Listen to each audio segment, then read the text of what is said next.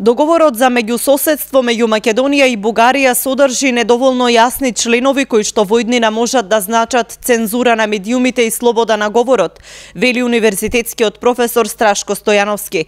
Тој смета дека недореченостите во одредени точки на договорот можат да и наштетат на слободата на говор, бидејќи пишувачите не биле доволно прецизни во искажувањето.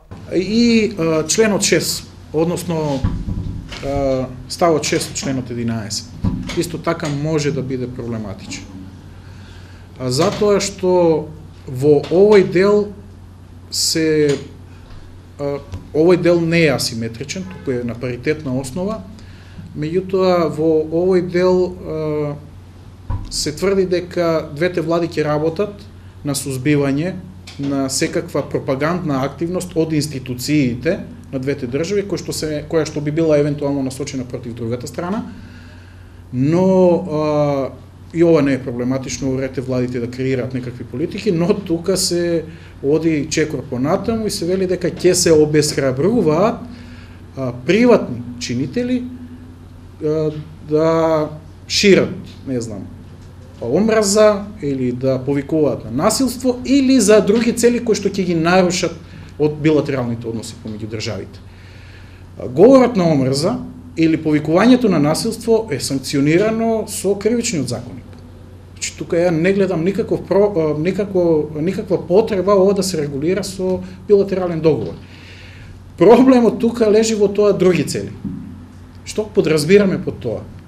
И мислам дека овој дел може да отвори пат да се врши цензура врз медиумите. Значи, други цели би било, можеби, градење на некакви ставови, и тука одиме веќе подлабоко кон слободата на изразување, која што е застапено и во академската фела, можеби највеќе, но и во делот на медиумите, и можело ова многу елегантно да биде решено со едноставно уфрлање со некаква флоскула дека ќе се гарантира слободата на изразување согласно со меѓународните стандарди. Само во овој дел тоа да било уфрлено нема никаков проблем. Вака можно е да се случи да има притисок врз медиумите или врз академската фела со цел да се заштитат тие билатерални односи, и ова би можело да оди кон некаква блага цензура, што би било проблем. Овој не е единствениот член за кој Стојановски има забелешка. Вели дека државата, односно Македонија, се откажува и од грижата за македонците во Бугарија, а на такво нешто во договорот не се обврзува другата земја, односно Бугарија, што според професорот Стојановски, нашата држава ја става во неповолна положба. Се разбира, тука има друг спорен елемент кој што се поврзува со заштитата на правата на македонците во Република Бугарија, кои што не се државјани, се разбира, на Република Македонија. И тука имаме класична асиметрична клаузула која што ја обврзува само Република Македонија, и ова е проблематично. Во ставот 3, кај што, односно во ставот 5 од членот 11, кај што се зборува за тоа дека со уставот или со дејствувањето на официјалните власти во Република Македонија не треба да се штитат правата на никој начин на недржавјаните на Република Македонија. Предпоставувам дека се алудира токму на членовите на македонското малцинство.